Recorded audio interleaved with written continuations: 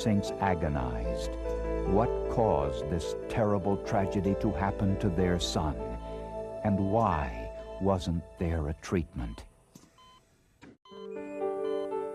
While Damien lay near death in a pediatric intensive care unit, his father desperately searched for answers. He called an old friend from medical school who specializes in blood disorders. John, Marnix Heersink here, from medical school? They hadn't spoken in nearly 10 years, but Marnix was desperate. So my personal feeling was that the doctors here are very good, but they don't see this very often. Marnix began to describe the symptoms to his friend.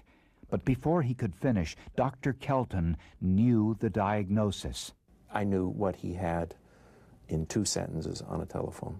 John Kelton had spent his entire career studying rare blood diseases many doctors had never seen, and he knew from his experience that the worst wasn't over. In subsequent telephone calls, it became apparent to me, and of considerable concern to me, that Damien was moving from this localized illness called hemolytic uremic syndrome into the far more severe illness called thrombotic thrombocytopenic purpura. Dr. Kelton knew something the local doctors did not.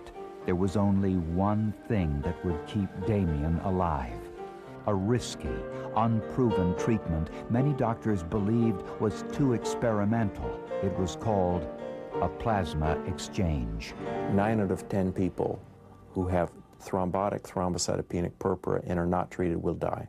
The plasma exchange was a controversial recommendation. It involves completely exchanging the liquid part of the patient's blood with donated plasma. What it is doing is washing out toxic substances from the bloodstream. The massive transfusions would mean additional risks, a possible HIV or hepatitis infection. But Dr. Kelton knew that the greater risk was not doing anything. I emphasized that when I've known of similar patients who did not receive treatment, they invariably worsened, and the outcome was death. Once the daily plasma exchanges started, Damien's condition began to improve. And I could see that, in my judgment, toxins and poisons and really awful things were being just suctioned out of his body.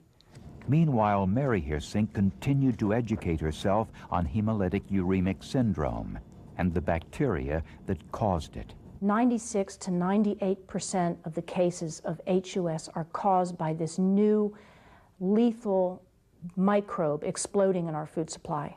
This is the bacteria. It's called E. coli 0157. Watch, and you can see how one bacteria can multiply and become a deadly threat. Epidemiologists can trace it back only as far as